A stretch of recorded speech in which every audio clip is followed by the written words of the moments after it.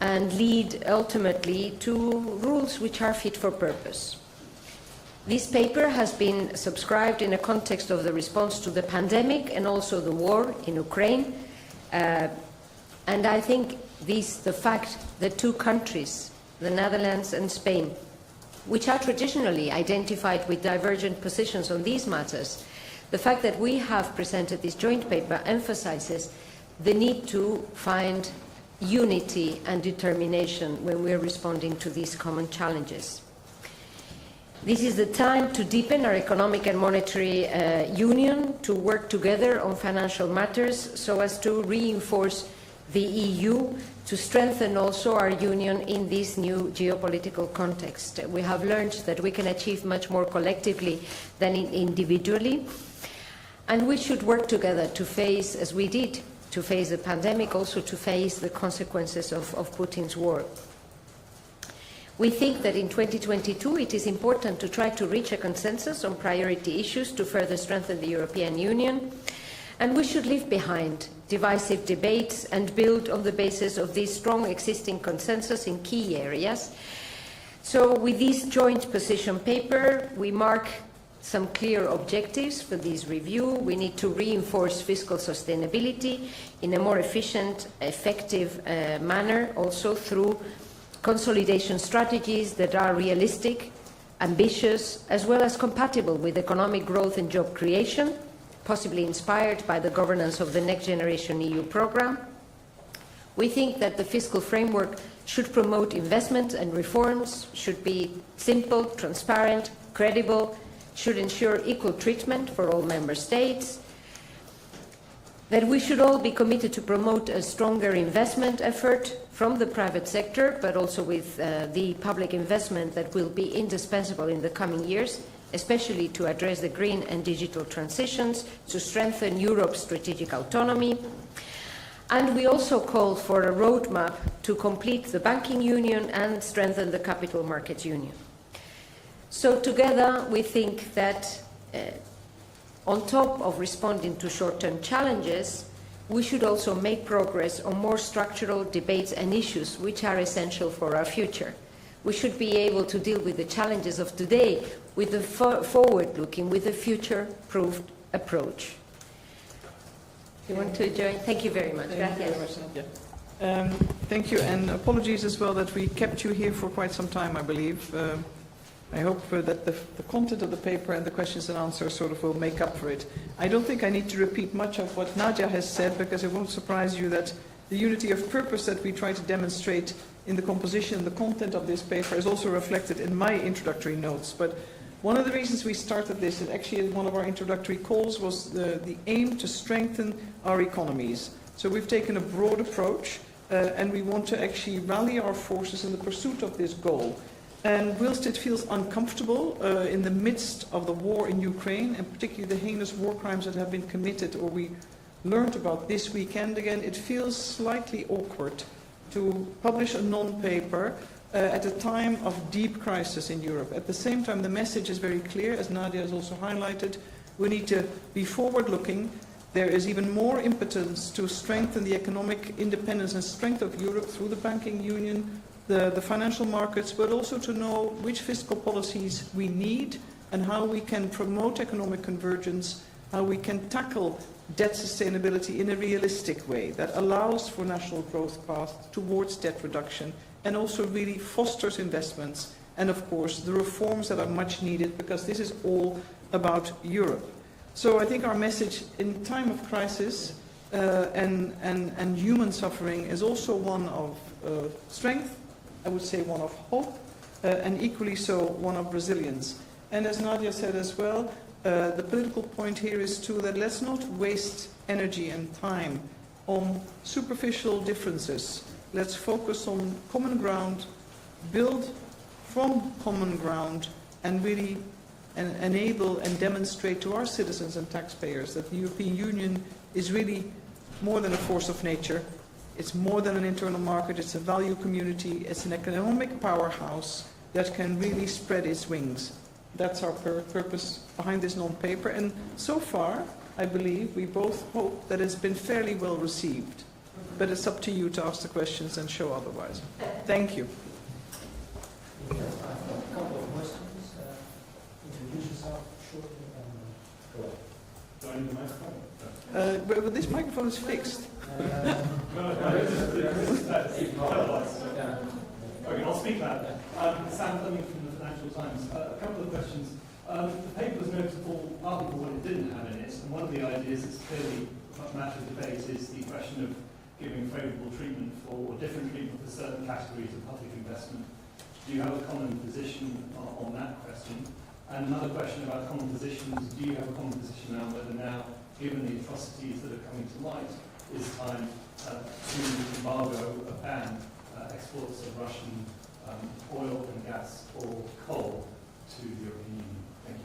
The last question, as you know, currently in Brussels, the debate on bans on oil or gas are being discussed and are being considered. I wouldn't like to sort of speak further than current discussions in Brussels through Coreper and also, of course, Ministers of Foreign Affairs, but we're all deeply involved with that. It is a big, important question. It's also a moral question, but one where you also need to be able to understand if you can deliver. But let's leave that in the Brussels compound, so to speak. When it comes to the questions of the Green Golden Rule or investments in defense spending, from the Netherlands, you're right, we at the moment, as we've also shared with our Parliament, we do not think that the risks attached to sort of off-budget types of investments where there may not be the same definitional clarity or convergence on that, if that is the wisest way of going about it. I can't speak for Spain. They may have a different appreciation. However, I think you can do two things working multilaterally. You can focus all the time on the differences and go not very far, or you can try to build common ground, build out from that, and also be willing to tackle the difficult discussions, but from the foundations that you've already established together. And these are issues that obviously different member states have different views. We will also debate those, and then everybody can speak to their own national position, and that's part of the negotiations. Nadia. Indeed, I fully agree with what you were saying, Sigrid. And the starting point of this debate has to be two elements on which there is a broad consensus. First is that we have a starting point in terms of debt to GDP ratios, which is very different to the one we had before the pandemic. And the second element is we're all very strongly aware of the need to undertake massive investment efforts, private but also public investment efforts in the areas of green, digital and others. And this should be the starting point for a debate where we're all in the same boat. Our paper, we hope, is going to move forward this debate, encourage the European Commission to come forward with a proposal, and it would be premature to start judging the different options to address problems, challenges, which are common to all of us. Yes, go ahead. Also from Nadia Calviño. I have a question concerning the other part of the document, which is the simplification of the rules for the implementation of the stability plan. You mentioned the public expenditure criteria and simplification. Does that mean that we can get rid of the potential growth, output gap, all this stuff that was so difficult to understand and to appreciate also until now? And another issue is concerning the fiscal compact treaty. What is the solution if there is a change in the stability pact, in the 2-pack and 6-pack, the legislation about this? What is the consequence on the fiscal compact? I mean, shouldn't be changed that as well? Well, I think that this is, thank you for your question, because this is another area where I think there is a unanimous view, not only in the side of the European governments, also the European institutions, and I think all citizens in Europe think that the rules are too complicated. It's very difficult to explain them. They have become too complex. And so there is a unanimous call for a simplification of the rules. In the paper, we are suggesting a simpler expenditure-based kind of rule, which can be more observable and therefore easier to implement. There are different options. These are issues that surely will be discussed, but I think the starting point is clear. We need to simplify the rules, simpler, understandable for all citizens. And on the second point, again, I think it would be premature to start engaging in more technical debates about how the different pieces of legislation should be changed. What we want is to build on the basis of this consensus and then move the debate forward in the course of 2022. If I may just add, as Nadia said, if the name of the game is also simplification, but also adherence to the rules we will have then set, not only through simplification, but on alignment and a common understanding of the importance and pathways to achieve it, this is a way forward. We could be arguing forever amongst ourselves as member states about sort of almost theoretical practice of all the details within the rule book.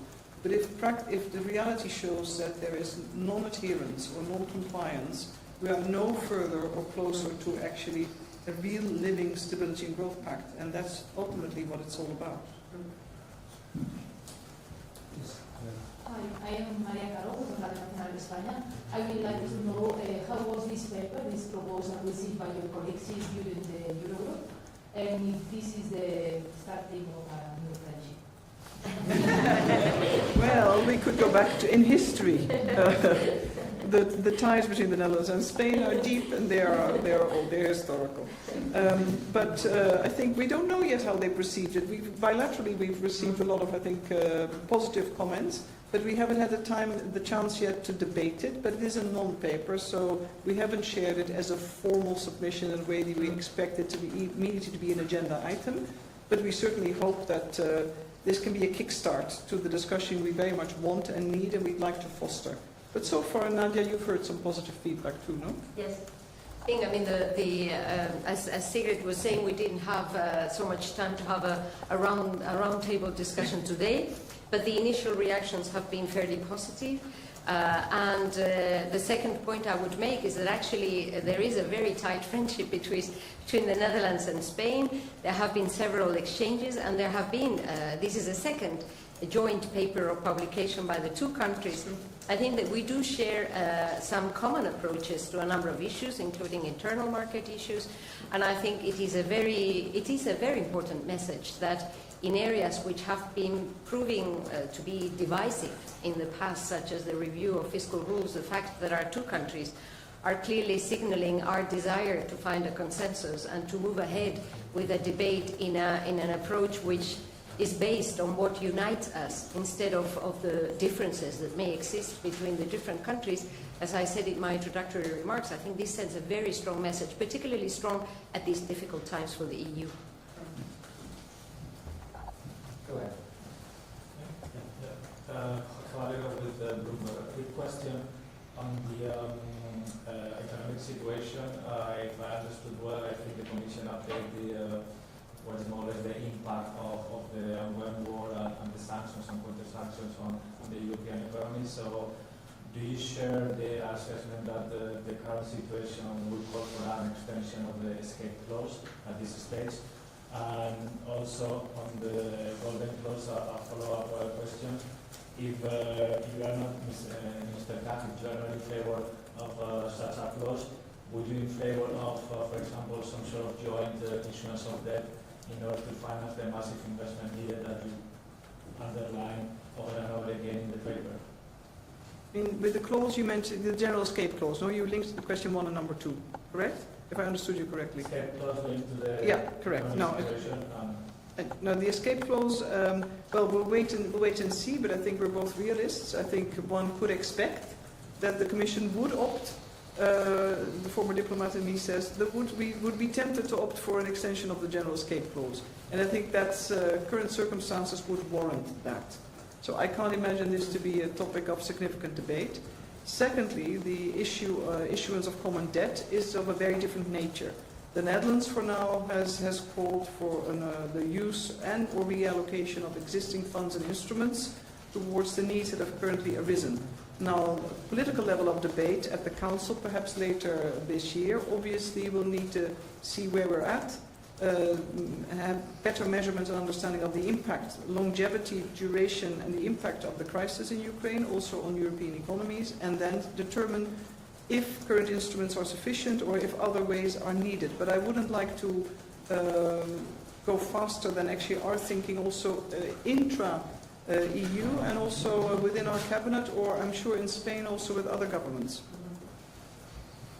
Yes, indeed. We're awaiting the proposal by the European Commission in May, which will be based in the economic updated forecast that they will be publishing.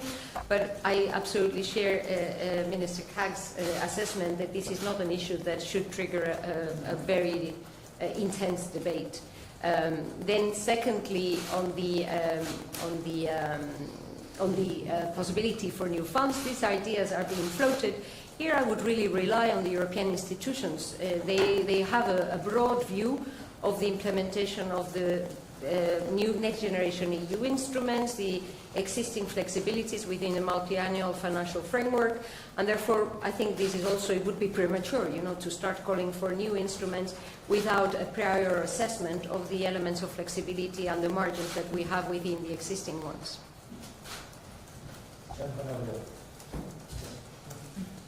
Hallo, Björn Finke, Süddeutsche Zeitung. I have a question regarding paragraph number 4 about the safeguards and the enforcement. Because I think so far the tax hasn't been enforced. So what is your idea? What could we actually change in the rules to make it better enforceable by the Commission? Well, I think the starting point should be the starting point is the one we were flagging, that the rules should be understandable, they should be credible, they should be realistic, and that is the starting point for the rules to be enforceable. And then we have to work together to see how to make sure that this new framework ensures that the rules will be will be actually followed by all member states. Yeah, because as Nadia has alluded to, there's so much flexibility currently that it's very hard, I think, even for the so-called enforcer to determine which rule you want to refer to in order to determine that a member state is not fully aligned or compliant. From the Netherlands, just purely national perspective, we are considering also if there should be an independent fiscal authority that is separate from the Commission, that could sort of have the Commission be in preparations of the plan by a certain country, and that there could be an independent authority that assesses or reviews. But there are many different ways. This is not something that we table here, but there are many different ways to consider it. But I think enforcement sounds like very tough, and if country plans are truly country-owned, there is also a matter of political accountability of any government to want to actually live up to the commitments it has undertaken. So I think the starting point is also there. That's actually what we have tried to flag more, I would say, than discussions on enforcement or oversight, which is equally important. It's all part of the balance. One is not more important than the other, but it's all about the design, I would say. If you get the design right, implementation, alignment, and compliance, as well as enforcement, will be easier. The last question, lady. Sylvia Meyer from CNBC. You've announced your clear commitment to work towards lower debt levels in the Eurozone. So I would like to get your thoughts on whether the 60% threshold is still a realistic number to work with. And finally, does this paper mean that the Netherlands is becoming less frugal or Spain is becoming more fiscally conservative? Let's see how we'll respond to that one. I think it's neither nor. The Netherlands looks towards the future. We want to strengthen the EU, and we've made the assessment that this is the best way forward. And I'm a firm believer in working multilaterally and plurilaterally. And personally, I think there's no value in stereotyping one another. It doesn't get you very far. Secondly, the 3 and 60% rule, I don't think we should waste our energies on trying to amend or change that. That's a complicated process. It's in the treaty. But we need to have these anchors to work towards. It's more about the debt reduction pathway and the agreements that you establish with one another to achieve that. Now, of course, we're living in times of deep economic uncertainty, and at the same time, we need to secure investments, we need to promote economic growth, We want to achieve Fit for 55. I think geopolitics has shown us once again how important this is, not only because of climate change, but also because of our dependency and to reduce that ASAP from, for instance, the import of Russian oil and gas, separate from discussions on a ban. So I think these are important political instruments as well as relevant for our economic pathway. Well, let me close precisely emphasizing the points that Sigrid has just made, because I share them 100%, which is the need to leave all debate and prejudice behind. This is a time for unity, determination, classifying countries and sticking to the traditional positions which have led to divisive debate and have not allowed us to progress for the past years, is not productive right now. I think our message, the message we're sending out there is, let's look at what unites us. Let's try to build on the basis of the consensus, which is, I think, emerging strongly in most member states, and build on this basis rules which are fit for purpose, which are future-proof, and which lead to a stronger union and more resilient union, a better performing economy to the benefit of all European citizens. Thank you. Muchas gracias. Thank you. Thank you.